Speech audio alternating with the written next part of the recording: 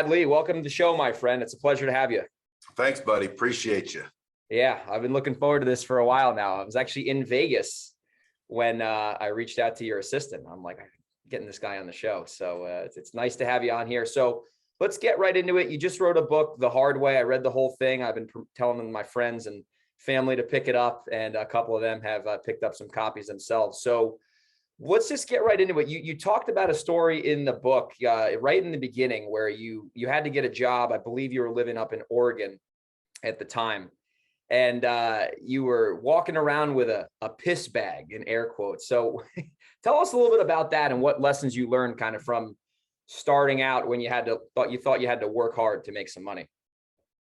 Well, I was just like most kids, getting pressure from the parents and the family to get a real job.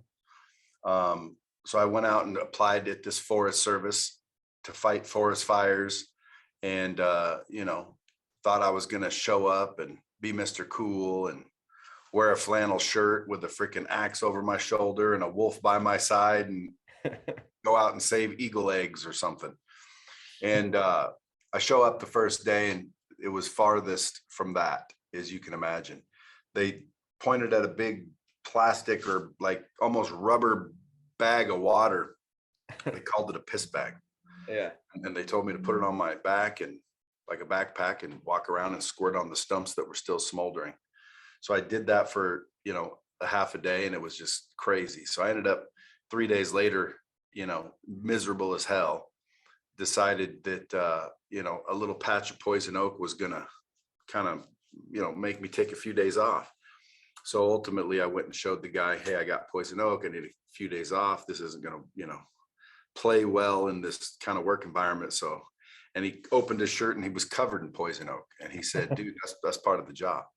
He said, get back to work. And I thought to myself, dude, if this is what it's all about, I can figure out something else. So I quit, went back down, opened up a newspaper, got a job in sales, and never looked back. Made 4 times the money as anybody up in that work camp was making in the first month.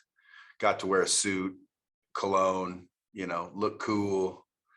People were coming in to look for cars. I happened to have a whole shitload of them. It was the easiest thing in the world. So that's when I discovered sales. And you asked, well, what did it teach me? It taught me to, number one, stop listening to people that don't have a clue.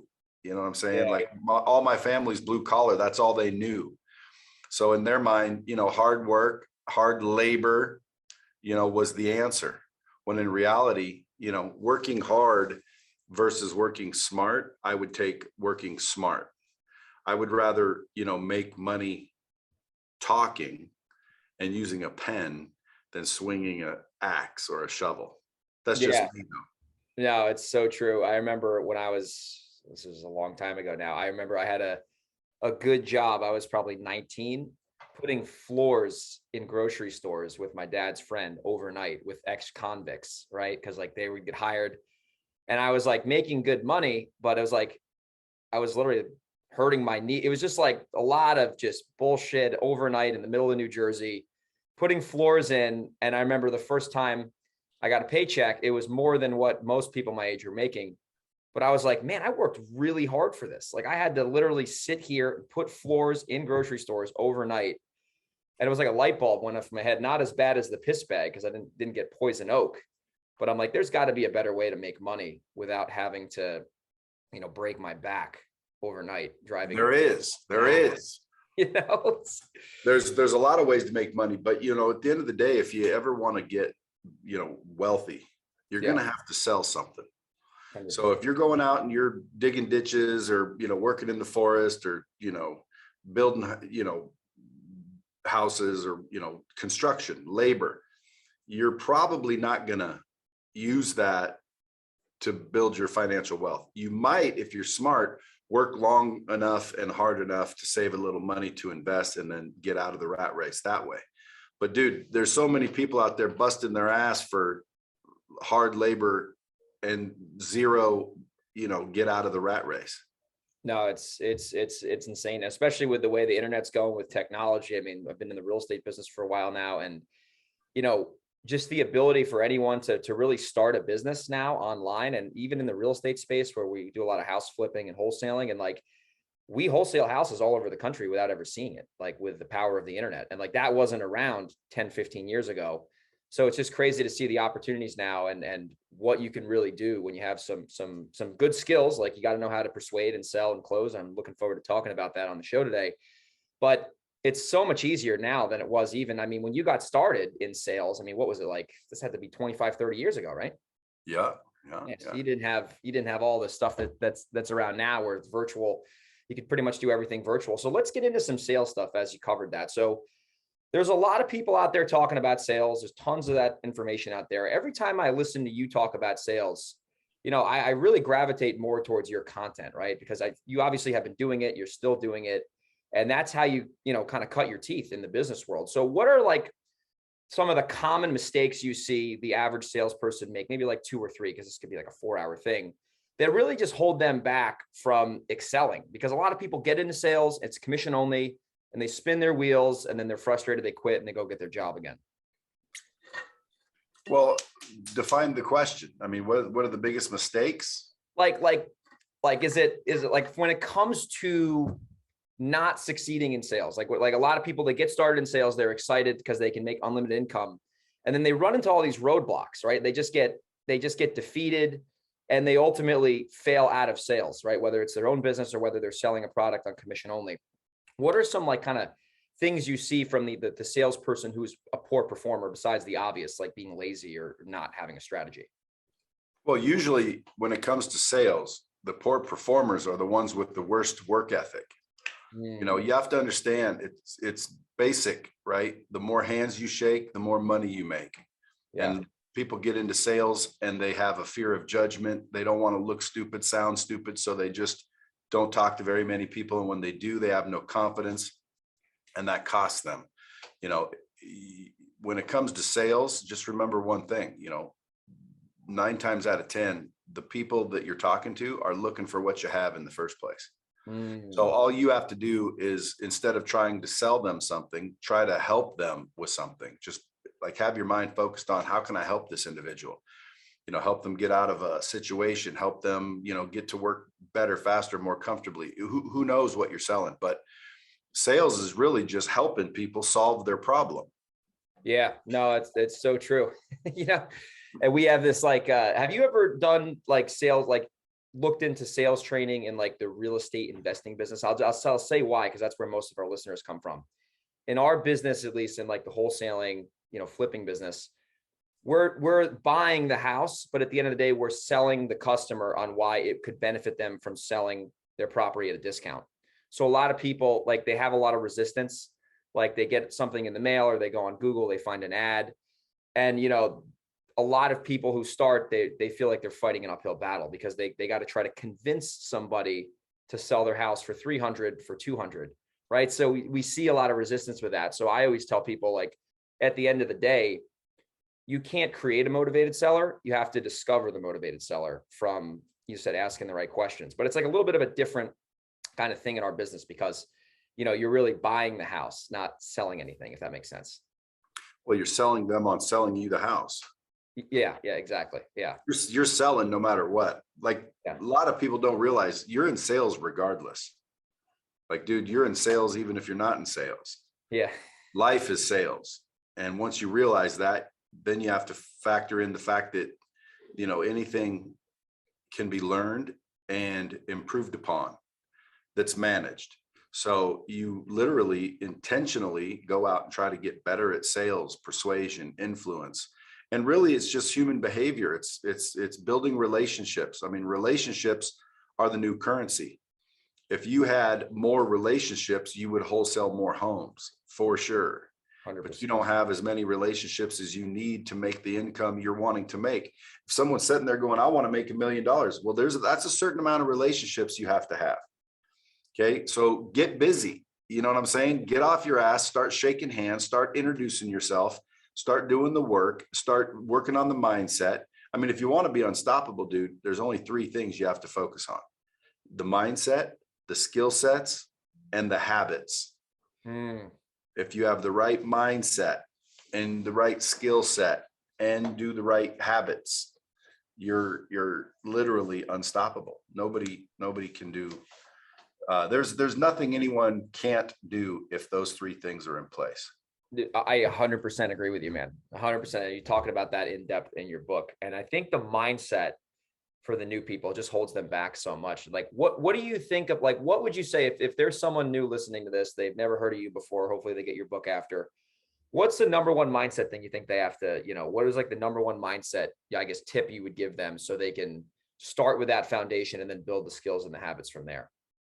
Well, I mean, dude, mindset is a big topic. Yeah, there's a lot of things within a mindset, but really mindset is just a combination and amalgamation of your belief system. And just because you believe it doesn't make it true. So people have to realize that what you believe literally dictates your actions, and your actions dictate your results. So if you're not getting the results you want, it's because you're not doing the things that you need to do in order to get them, right? So someone says, well, how do I change that? Well, if you want to change what you're getting, you got to change what you're doing. If you want to change what you're doing, you have to change your beliefs. And most people don't understand that part. You do what you do because you believe what you believe. So if you change your belief system, it'll change your actions, which then will change your results. So you have to seek new information on a regular basis in order to change your beliefs. Because if you get no new information, you'll just keep believing the same shit. Totally. So man, when it comes to a mindset, dude, you got to have the mindset of number one, gratitude. Number two, opportunity. You want to be optimistic. You want to focus on solutions, not problems. You know what I'm saying? 100%. Everything is abundant. Money's abundant. Health is abundant. Everything is abundant. And most people limit themselves, and we're taught to have limitations. You can't do that. Don't do this. Fly under the radar. Money doesn't grow on trees, and we're conditioned and domesticated really to settle for less. So, I mean, if I was training somebody on the mindset, I would say, number one, go read the 4 Agreements. That's a book by Don Miguel Ruiz. You got to read that book several times. As a Man Thinketh, start reading human behavior books and just see what human behavior teaches us. And then realize that relationships are the key to sales, right? Relationships. So instead of, trying to sell somebody, you just try to help somebody. And if you're trying to help everybody all the time, dude, I'm telling you, life brightens up.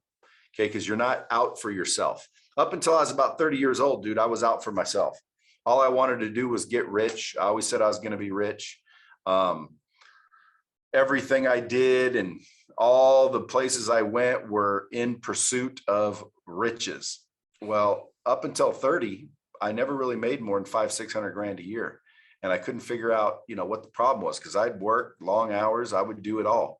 But I helped this kid in the back of the dealership one time make money, and I saw the impact that it had with his family. And I thought, man, that's cool. I want to do that again. I want to help other people make money. So I quit my job, not even thinking, but in retrospect, this is what I did. So I quit my job without even thinking. I went out and started a company so I could help people make more money.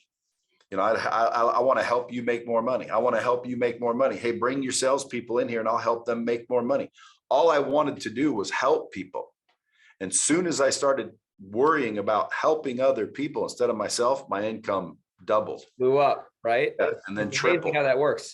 Yeah. And then one thing led to another. And I just kept trying to be solution oriented and solve people's problems. Because you want to make $1 million, bro, solve 1 million problems. 100%. What problem can you solve? It's that simple. A business is simply just a solution. So if you look at all products and services that people buy, they're not really buying the product or service. They're buying the solution of the product or service. So they're solving a problem usually by buying something. That's and you want to sell something. So you have to figure out, how does my product or service help this individual? And then focus on the solution, focus on the help. I want to help you get something accomplished. Now, how can I help you? And then I want to listen. Most salespeople don't listen very well. It's so true, man. It's like, especially It's like if your product is the bridge between the prospect's problem and the solution, your product's the bridge. You show them a logical way to walk across that bridge, you're there, right? And that I hope everyone rewinds the last like 2 minutes of what you said, because at the end of the day, if you want to increase your income, increase your service, increase your relationships, and then ultimately become a problem solver for other people. And I could say that happened to me 3-4 years ago in the real estate business when I was selfish. I was trying to make money. And all of a sudden, once I started seeing like, what are sellers that I can actually help? Like who has a problem I can solve? Because I remember I had a few successful deals at the time. And I'm like, oh, all these houses that were vacant, that were behind on their taxes, where they were inherited, those people were the people I could serve best. So then I literally shifted to where like I only marketed to those people. And all of a sudden the business blew up, from there. I'll be damned. Yeah, it's like crazy how that works, right? It's like magic. And then now see, a lot of people tried it and they said this shit doesn't work. Right? Yeah. You used your brain and realized a few things. However you did it is irrelevant. You did. Yeah. And now all of a sudden you're succeeding. So why do so many people fail? The reason why people fail is they don't have the right information. That's why when I invented this Lightspeed virtual training system, my mission was to get the knowledge from the people who have it to the people who need it. Because the reason they're failing is they don't have the right information. You're either failing because you don't know how, or you don't think you deserve it. Deep down, subconsciously, you don't think you deserve any more, and you'll never get any more. Bro, you want to freaking bomb? I wish I was on my podcast. I know. I wish you had. If you want to increase your net worth, you have to increase your self-worth. Dude, that's so true, man. What's that thing Ed Milet always says? It's like your self-image is like a thermostat on the wall. And if someone doesn't get their thermostat to the certain level it needs to be at, no matter what happens in their life, their results will always go down to where they really think they're worth. But if they increase, the whole thing with the self-image, I think it was spoke about in like Psycho-Cybernetics back in that old book. But that's another good book. Yeah, that's a good one. It all talks about your self-image, and it's like people could have bad things happen to them, but if they have a high self-image, they'll get back to where they were. A lot of people, 2008, they got blown up in the real estate market. They had a solid self-image, and then 5 years later they were rich again, right? So they found a way to get back on top. So you mentioned Lightspeed, and you had a really couple good chapters in the book that are really interesting to me. You talked about the power of getting things in writing with agreements. And then that actually tied into the story, I believe, of how you started Lightspeed with some other people, eventually got it yourself. And there was a lot of good. No. I started Lightspeed myself. Oh, you had another company with other people. No, you're talking about the right company, but I started Lightspeed myself. Then I let a couple of friends in. Got it. Yes, that was it. Yeah. Like an idiot, and, didn't get a lot of stuff in writing. And, for years, they weren't even around. I had to drag a dead horse, finally got it to get up and start walking. And then pretty soon it started running, and pretty soon it started freaking going full speed. And now the money starts rolling in, and here comes these two clowns, which again, they were still friends. So I gave them jobs, and, everybody's happy, and they own some equity, and everybody's happy, and plugging right along. And literally they tried to pull a Steve Jobs on me and throw me out of my own company. So I had a little super clause in the thing that said I had a double vote for every other vote, which means basically I run the company. Yeah. And when they tried to get rid of me and, found out they couldn't, I got rid of them and had to buy them out. But ultimately, man, it just boils down to get things in writing. Dude, trust no one. You don't need to trust anybody but yourself. Okay. Too many people are so quick to trust and then get screwed and then get disappointed in themselves because they trusted. Well, why'd you need to trust in the first place? That's so true. And the haters are all, oh, you must live a sad existence, never trusting anybody, bro. Dude, please. Okay. I trust myself. Okay. That's who I trust. I'm the only one that's going to be around me forever.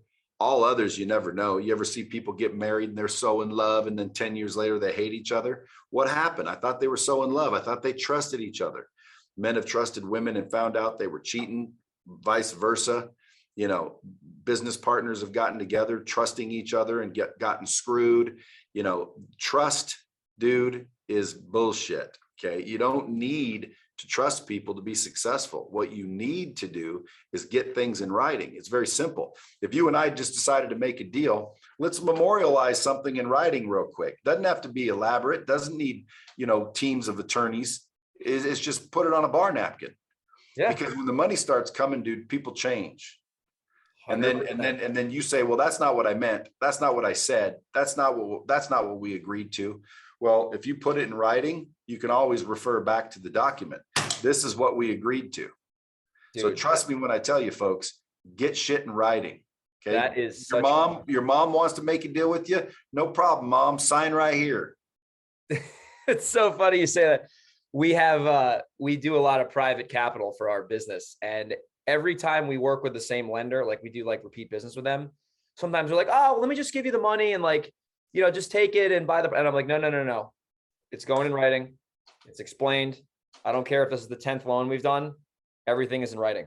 And I'm not going to take your money until we have this in writing, because I can sleep better at night. And then there's no confusion between the two parties. Like I have another property right now where the other person I was partnering with couldn't come up with the money to get the deal. Like they didn't have the funds. So I had to fund it myself. And I was like, listen, I'm going to have to get most of the profit on this, because there's no way like I'm going to let you keep all the profit when you don't have no money in the deal. So we got it in writing. He gets 25%. I get 75%.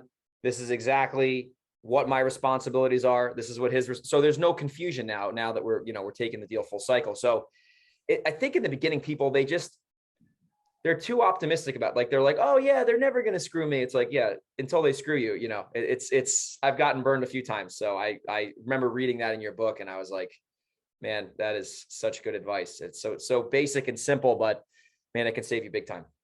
Hey, listen, anybody that's not going to screw you has no problem signing a document. It's so true, man. So true. So you made another point in the book where you talked about a story about doing deals that are win-win for both parties, right? Yep. Like that's another, I want you to just cover that, because I remember reading that you had a real good example in the book with, I don't even know who it was, but you talked about a good story on how that happened with you. So would you mind sharing that for the listeners on what you learned from that? Because that's another real good lesson that people can learn. Yeah. Well, I mean, it goes without saying, when you create win-win scenarios, they tend to last because everybody's winning. A lot of times people think, especially in sales, that someone has to lose. That's not true. You can find win-win scenarios everywhere. You can create win-win scenarios, and you want to make sure that you hunt for win-win, because you want shit to last.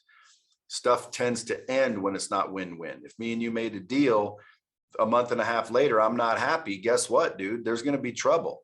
Well, if I'm winning and you're winning and we're both winning, well, then everybody's happy and it lasts. So the story I was talking about is I was throwing some ideas around on how to make some side money. So my dad told me to go out and do some yard work for people. So there's a guy at the bottom of my hill told me to pull weeds. Yeah. So he sees this little kid knocking on his door wanting to pull weeds, probably thinking, I'll let the kid make a little money. So he gives me a bucket and tells me to go pull weeds. And he said he'd give me a quarter for every weed I pulled. Well, my grandfather taught me, this little technique where I could snatch freaking thistles right out of the ground, just pop, pop, pop. I mean, I was popping them, and there were so many weeds in this yard. I came back and he must have forgot I was out there, and I had, hundreds of dollars worth of weeds in a bucket, and he couldn't believe it. And I got fired. And I'm like, man, I did a great job. See, I did a fantastic job. I did more than he was wanting me to do ultimately. And doing a good job, all you got to do is do a good job. That's not true, man. He wasn't expecting to pay hundreds of dollars. Yeah. He was expecting to give a kid a $20 bill for the weekend. Yeah. He didn't say anything. So although I kicked ass, it wasn't a win-win, and it ended. And so that kind of taught me, like, I'm walking home, I just got fired, this makes no sense. And then I realized, like, dude, that dude didn't expect to pay me that much money. Yeah. So ultimately, man, if you just focus on win-win scenarios, it tends to last. I've had a lot of deals not last because they were lopsided one way or the other. And quite frankly, again, stability goes, I like stability. Let's just put it that way. I like to know if me and you are doing business, we probably will be for a long time. Yeah. Yeah. And then you develop that relationship and it just continues to grow and prosper. But the second someone realizes that they're not getting their fair share of the whatever, even if it's their opinion or whatever, the communication goes down and shit just goes right off the rails. So, man, there's so many good practical tips in that book. I mean, I really encourage the listeners, if they haven't checked it out, what is Brad? Well, they can go on Amazon and get it. Is there a direct link for the book, Brad? No. BradLea.com. The Hard Way. I think you can go there, but it just redirects you to Amazon. I don't want to dick with all the shipping and all that. So yeah, free offer. Dude, I mean, I wrote the book. It's called Lessons I've Learned the Hard Way. So you don't have to. Most people are just calling it the hard way, which is what it's called. Yeah. But it's lessons I've learned the hard way. Things that have cost me a lot of time and a lot of money. And the crazy part about the book is you're going to learn those lessons one way or the other. I've had people read the book and be like, yeah, I knew half of them. Well, how much did it cost you to learn those? A lot. Okay. What about the other half? Yeah, no, those are good. So the price of a book, whether it's mine or somebody else's, if you can get one thing that changes the course or removes an obstacle, you should be reading on a regular basis. I read every single day. I never used to read at all. I used to think reading was lame. I couldn't crack a book, no matter what book it was. I hated reading. Yeah. And so I forget, maybe 45 years old, I started reading. And I started to realize that the only way to change your beliefs is to get new information. So I was just out to get new information. And then I couldn't get enough new information. And now 10 to 20 pages every single day, no matter what. Dude, I'm developing, I'm getting more intelligent on a regular basis. It's crazy. And I'm becoming more valuable to the society that I live in, the community, the world. I'm more valuable to my customers, my wife, my kids, myself. It's just like, why isn't everybody reading every day? Right. And when I say read, dude, it can be listened to this podcast. You could put this in text form, someone reads it. You can listen too. I listen to audiobooks, but seek new information on a regular basis, man. I'm telling you. If you're in the real estate game and you want to make more money, it's pretty simple, dude. I'll give you 3 things that you got to focus on. Number 1, you got to do more.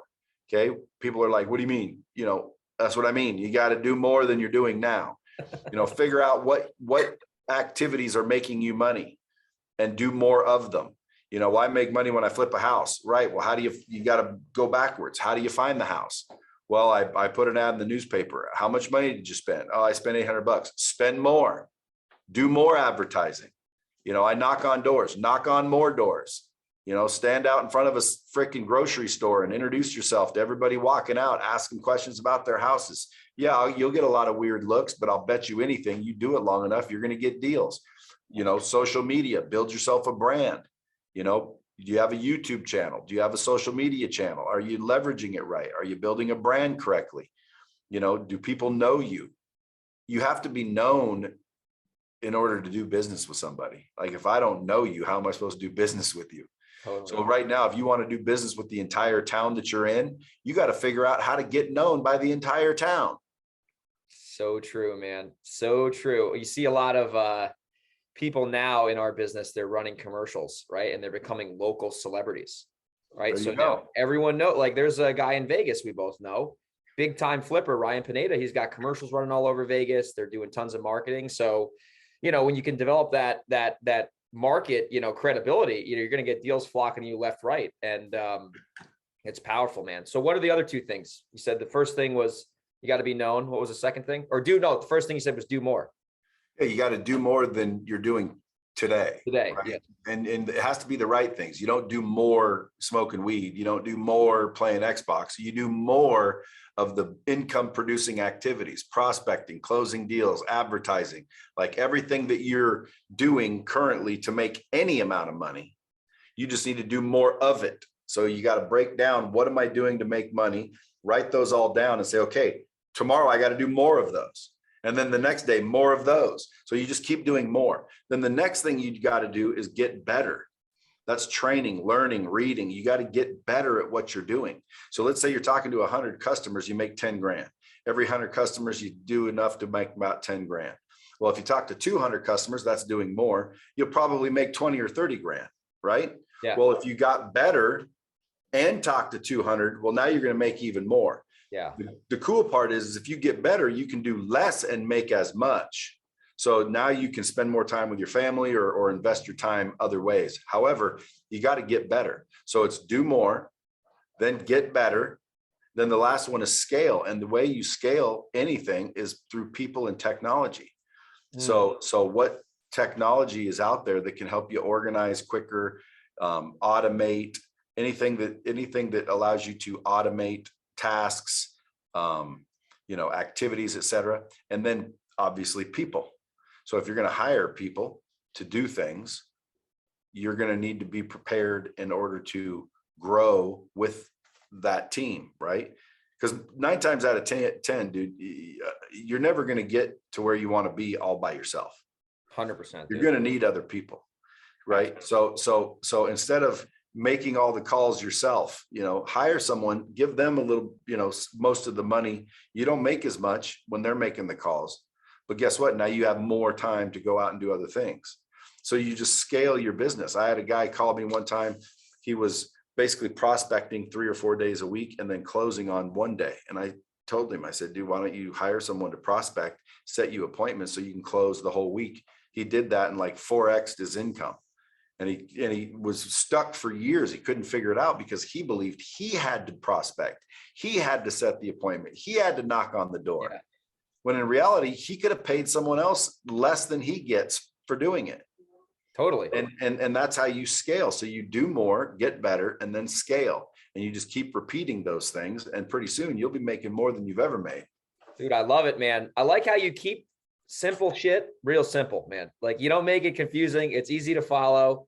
And man, there's just so many good nuggets you got in your book and on your show, Dropping Bombs.